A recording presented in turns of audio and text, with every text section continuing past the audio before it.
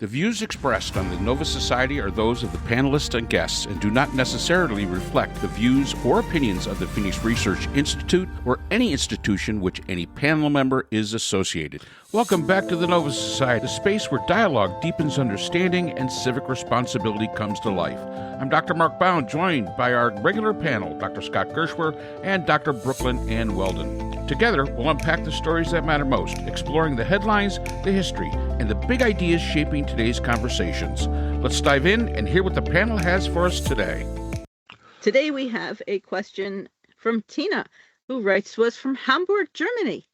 And Tina writes, your Secretary of State, Marco Rubio, was here in Munich at the security conference, as was AOC and Hillary Clinton, among others.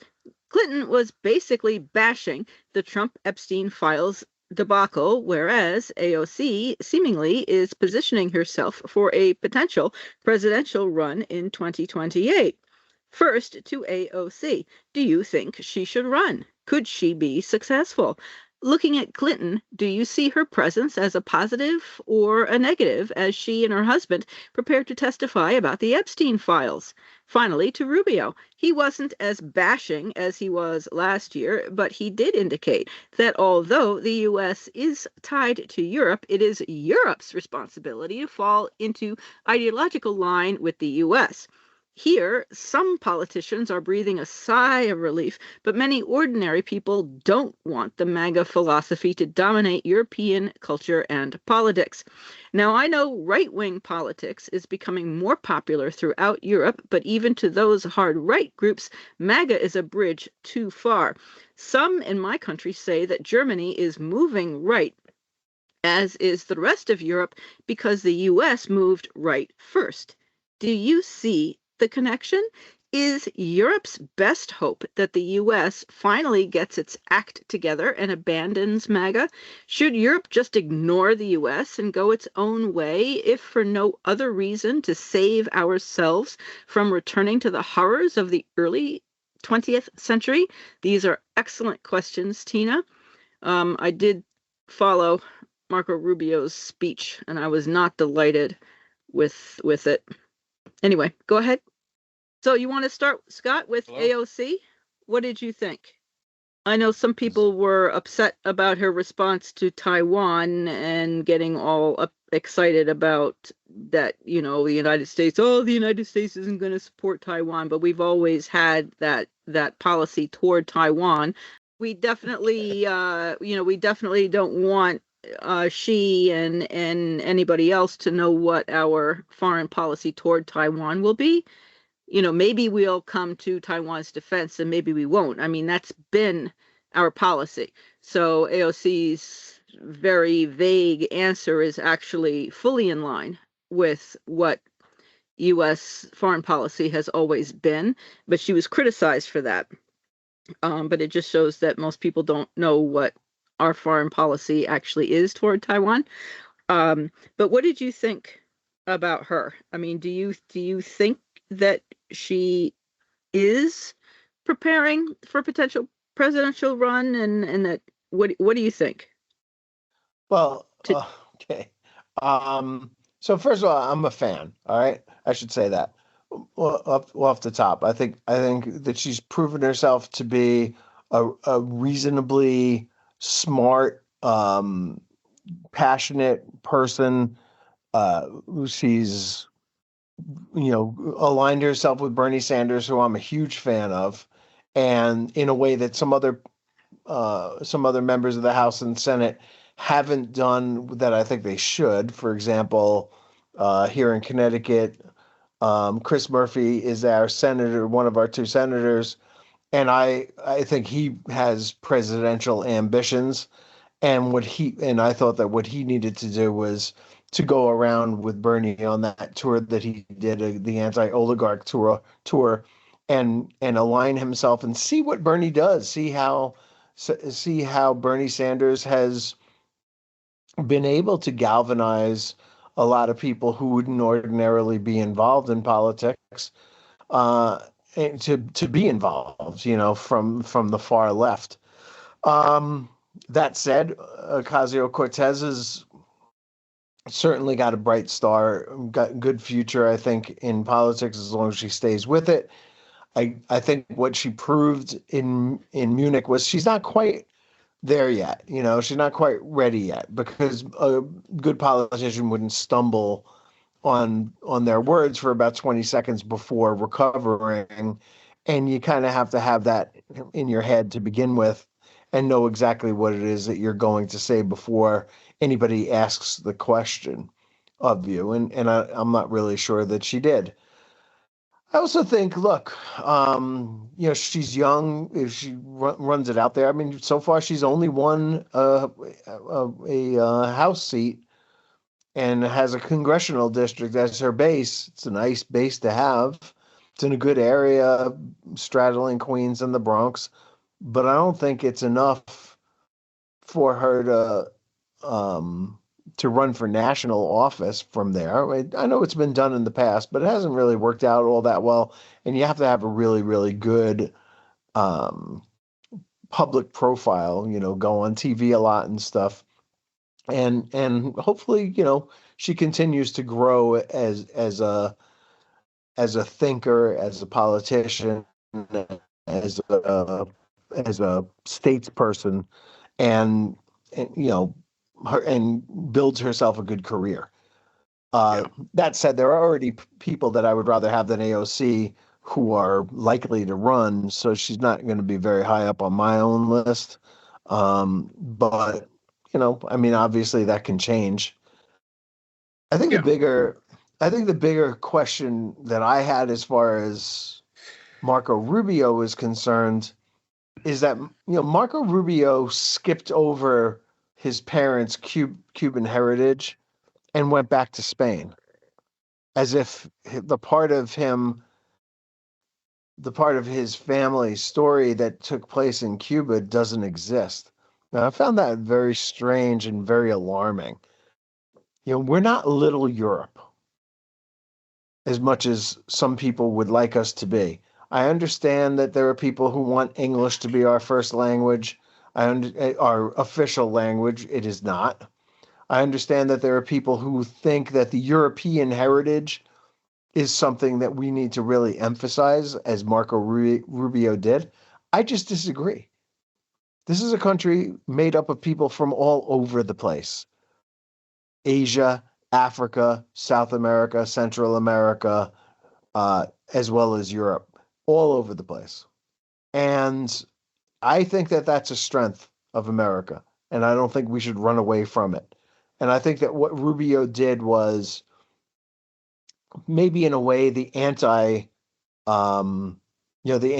to the speech that Vance did last year at the Munich conference, which was kind of more like angry, and you guys got to get your act together, and you're allowing too many immigrants in your country, and you're destroying your heritage and all that kind of stuff. This was a softer version of that same speech, but it took the tack of saying, hey, we've all got a common background. We're all European, and that doesn't work for me. Yeah, I'm AOC definitely was not impressive at this, but she's young. It's her first shot, and she needs to do more of this. She really does. I agree with Scott. She's not a high on my list. I think she does have a bright future in politics if she stays with it, but she's going to have to get involved in some of these, in some way, in some of these areas where probably her limited background, it just doesn't support, being a president or something, even a cabinet member at this point in time. So I just encourage her to continue to do this kind of stuff, get out there.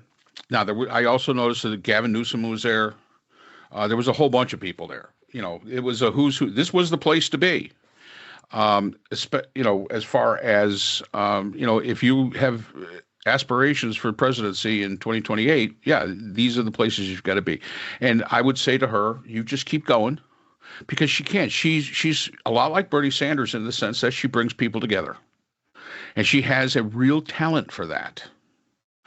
But at the same time, as much as you have a talent to bring people together, you have an equal talent to be able to alienate people. And she does have that talent as well, because, you're either going to fully agree with her, or you're going to fully disagree with her. There really is no middle ground when it comes to like AOC, just like Bernie Sanders.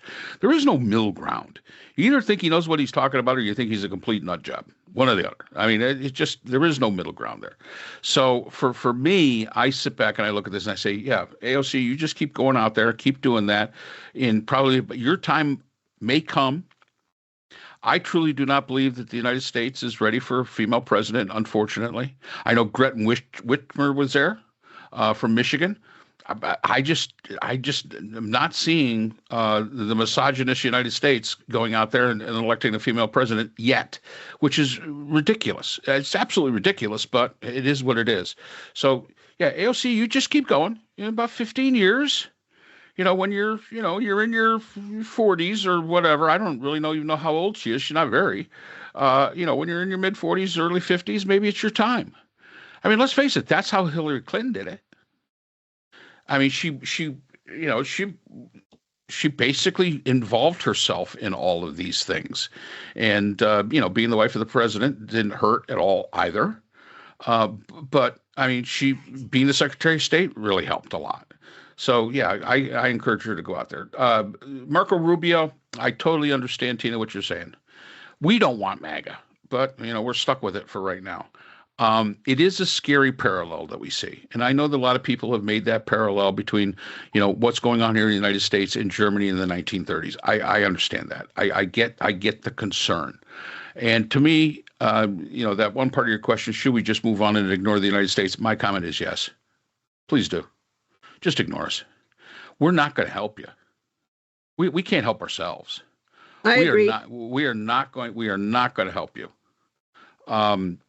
So if you're looking to that, if there's one good thing, and I've been saying this all along, that the Trump presidency has done is it's awoken Europe and said, listen, guys, you got to start taking care of your own shit.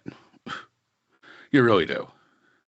And yes, I know that we are, the ties with us with economics is very, very important because, as we mentioned before, one thing we are very good at is buying things. Absolutely, no doubt about it. And we are a big customer of yours. Absolutely. Got to keep the customer happy to a point. But when the customer comes into your shop and shows their ass, there's nothing wrong with telling them the door's there, goodbye. Because not only do you lose that customer if you keep them there, because if they're showing their ass, that means that there's no real customer loyalty there, but you're going to lose those other potential customers at the same time. So you guys go do what you got to do. Build up your military. I saw the other day that the Germans were talking with the French about becoming nuclear. And, I think it's time that we stopped looking at Germany and saying, well, it's the Germany's of, the early 20th century. It's not. It is not. It has evolved just as we have evolved. And I think that, yeah, it's time that these countries, the European countries, start taking care of themselves, and stop leaning on the United States as much as they do, because they have the capacity to do this. And, maybe it's time that we got told, you're not all that in the United States, and we're going to move on to something different. Yeah, Canada has also applied to join the EU military defense.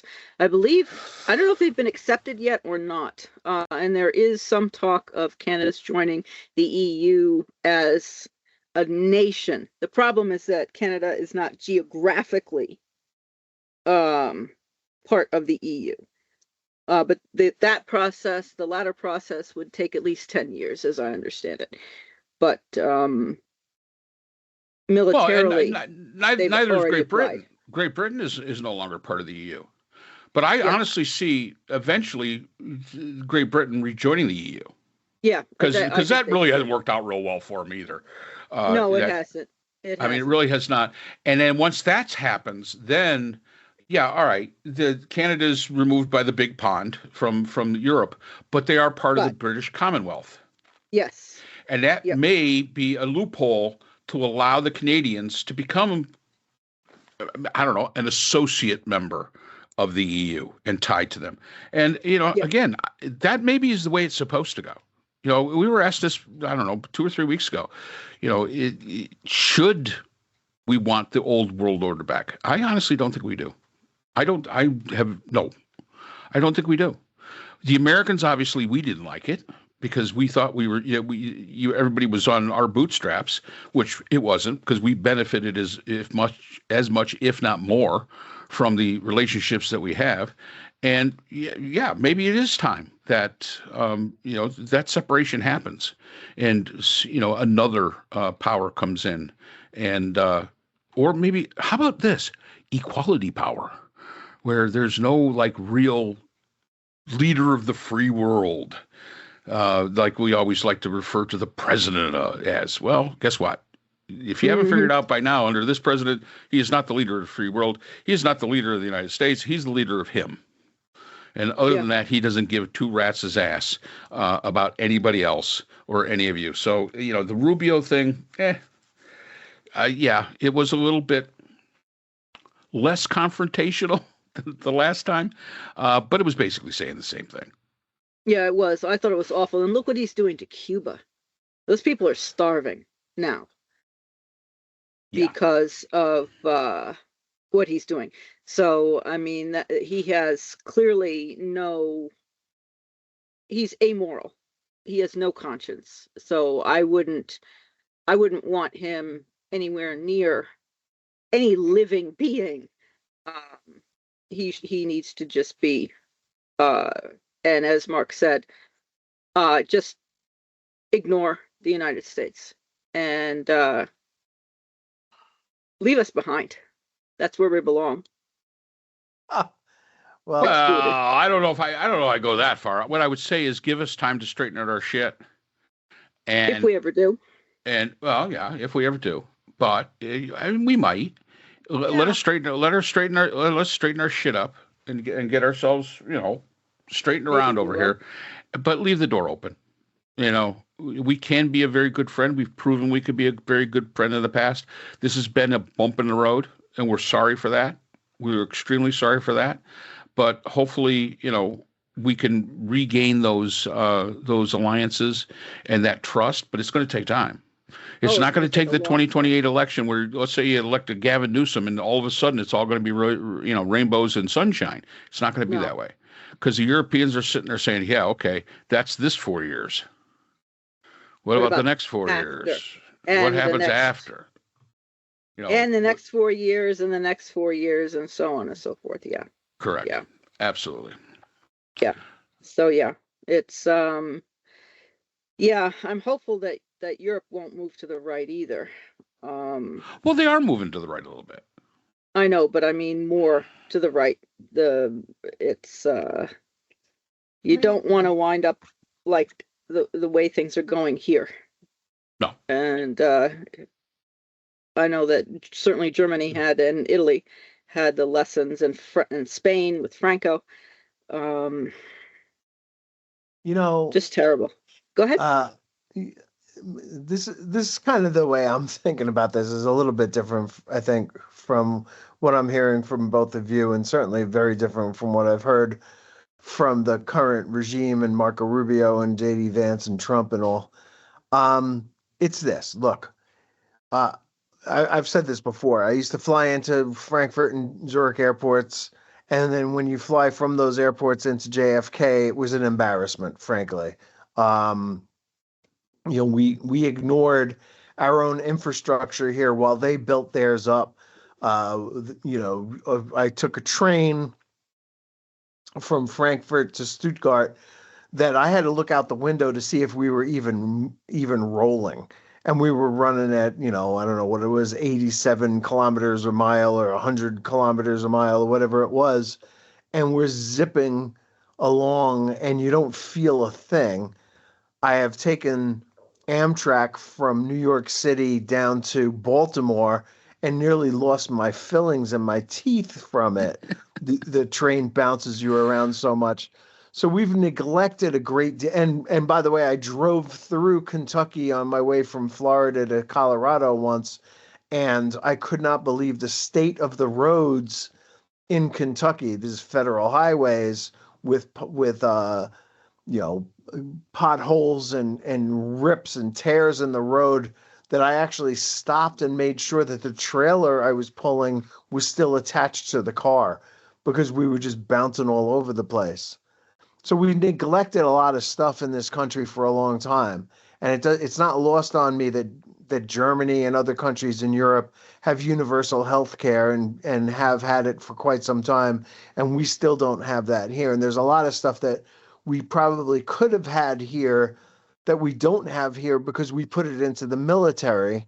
But it seems to me ridiculous that we're going to demand that other countries' militaries step up and that ours isn't stepping down. There's no peace dividend. Instead, we're increasing the amount of money that we spend on defense. We're not reducing it, and we're gaining next to nothing. Really, all we're doing right now is saying to NATO, let's not have an American general running NATO or admiral running NATO anymore. Why don't you guys have one of your own people? And that's putting American troops underneath a foreign military leader. I don't think we want that either. So none of this stuff is thought through. There's no gain here. We're not gaining anything. We're not spending money on domestic matters that we have been forced to spend on international matters because we're spending more money on international matters. And it's just nothing is changing. We're not improving anything here. So why are we even doing this? So we can give up more control over who guides our troops and who takes care of our troops, or are we bringing them all home? And then what are we doing with them when they get here? Because right now in the United States of America, the military is a jobs program more than it is anything else. Go ahead, Brooke. I was just laughing at what you were saying. I mean, we're not spending intelligently in our military either. Trump, I saw a speech, I don't where it was, North Carolina or something. He was speaking to the Navy, saying to them, well, you know what a battleship is. And I'm thinking to myself, well, oh God, of course they know what a battleship is. This is the Navy. Then he's telling them apparently he wants to run everything on coal. And I'm like, what? And the other thing is, many individuals that I've had in my classes, who are military or separated military, were from other countries, and they joined because they felt very strongly about the United States and about their having the opportunities here. All right. And by removing immigrants who come here, we're also decimating young people because we don't have replacement births in this country. So our population, which was not slated to go down until 2080, has actually started to decrease now. We're not going to have a military because we have an aging population that is not being replaced. So we're not spending wisely, and it just, the whole thing, it's the systems, and I don't think that Trump or anyone in his regime understands what they're doing at all, or can think ahead. I mean, Stephen Miller's got this obsession. Marco Rubio's busy with killing off Cubans, children, women, the elderly, young men. For what? Because he doesn't like Cuba's leaders. I mean, they're supposed to resist and rise up. They're starving to death, and they're dehydrated, and they're dying painfully of dehydration and starvation. How is anybody going to rise up in that? I mean, the whole thing, it's inhumane, and the Republicans do nothing. And now we're going to build containment and concentration camps in this country, and no one is stopping it. Yeah. And, you make a good point, Brooke. We don't spend money wisely. Scott talks about the infrastructure here in the United States. A lot of people in the MAGA thing would say, well, that's because we've been spending money on Europe. That we didn't have the money to spend on ourselves. That's going to be their bottom line. Oh, if we had just spent money on us, America first, and the hell with them, we wouldn't have had this problem. Well, okay, you can make that argument. It's a dumb argument, but it is what it is. The fact is that we spend more than the next 26 countries combined on our military. For what? Exactly. And to give money to Argentina. Right, or whoever. I mean, or to build a ballroom or something like this. And give $10 billion to Trump because he wants to he's going to sue. IRS. I mean, we spend money very, very, unwisely, and that's the situation that we're in. And it may be that if the New World Order is that the world is starting to really take care of itself and not rely on the military of the United States, hopefully somebody is going to get in there and is going to say, you know what? We don't need to spend almost $1 trillion. We don't. We could spend $500 billion and still have the most powerful military in the world. And, bottom line is, okay. And we could take that other $500 billion and start putting it into roads, we are the only industrialized country without high-speed rail. We are the only industrialized country without universal health care. And I'm not saying free health care, because your taxes should be paying for that. Everybody says, well, that's just free health care. It's not free. It's paid by taxes. It is not free. So you're paying for taxes. You're paying your taxes here in the United States, and you're not getting a personal benefit to it. Well, I got my military. Well, great, but they're wasting money, here, there, and everywhere else. And as far as Trump and battleships, he's got that new Trump class battleship. Battleships are a forgotten remnant of the 1940s. Warfare was conducted quite differently back then than it is today. My father served on a battleship. My father served on USS Missouri during the Korean War. And you know what they did? They basically put that battleship outside of Korea and just fired their guns at places. That was it. Look at that. And is it impressive? Sure as shit it is. When you got 16-inch guns and they're shelling a hill or something, that's pretty damn impressive. You're going to reduce it down to nothing pretty quick. But guess what? We could do the same thing with aircraft. Aircraft carriers and submarines are the warfare, as far as the Navy's concerned, they're the warfare of today. And the guided missile cruisers and things like that. It's not like you're going to do, I was watching this great movie the other day, Sink the Bismarck, from back in 1950. And it really is a pretty good movie. And it shows this big battle of, shooting the Bismarck and the Bismarck sinking this and doing all this stuff. That isn't done that way anymore. That is not the way it's done anymore. Basically, a battleship is a huge platform to sink. That's all it really is. I mean, it's not going to sit there and toe-to-toe that's not the way warfare is conducted anymore. So, the Trump battleship, everybody says, well, yeah, it'll never get off the ground. Hopefully it won't, because it's a stupid idea. It'd be a huge waste of money, an absolute huge waste of money.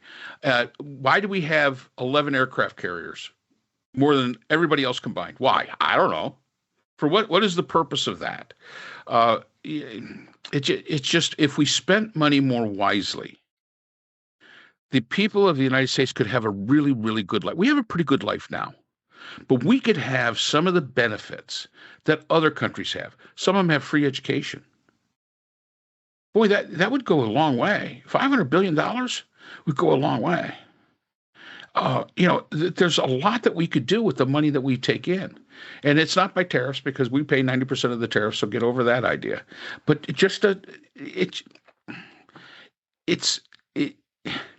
people that are successful in their personal lives, as far as financially, spend money wisely. People that foolishly dump money into stupid things usually are the ones that are sitting going, oh, I ain't got no money. And, the house is falling down. Oh, and I can't afford to fix it. Oh, that's bad. It's that simple. It really is. Let's not make it too doggone complicated. We pay a good amount of taxes. We've taken a good amount of revenue. let's use it. Let's use it wisely. Let's use it the way we're supposed to use it, and hopefully. But to Germany, I understand, Tina, what you're saying. You don't want MAGA. We don't want MAGA. And it is it is rather telling when you look at some of the far right groups in Germany and France. And let's face it, Italy right now has pretty much a far right prime minister, but she's not doing the MAGA thing. She's not. She's ultra conservative. Yes, she is. Maloney or whatever her name is. She's far right, but she's not doing the MAGA thing. She's basically saying, okay, we're going to spend wisely. We're going to have policy conservatism.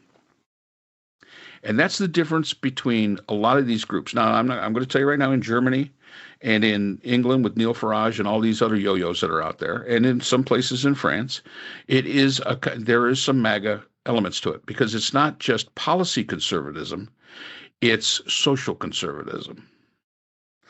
And it is perfectly fine to be policy conservative, but be socially liberal. That makes you a moderate. And that's all the time we have for today's episode. The Nova Society is a production of Nova Society Media, a division of the Phoenix Research Institute. We want to thank our production partners, Buzzsprout, who hosts the Nova Society, Audacity, our editing team, Apple Podcasts, the largest source of podcast and music online, Spotify, the most popular platform for the Nova Society, and iHeartRadio, your destination for all things music and podcasting. The Nova Society is available on all of these and other quality platforms listed in our description. And most importantly, we want to thank you, our listeners.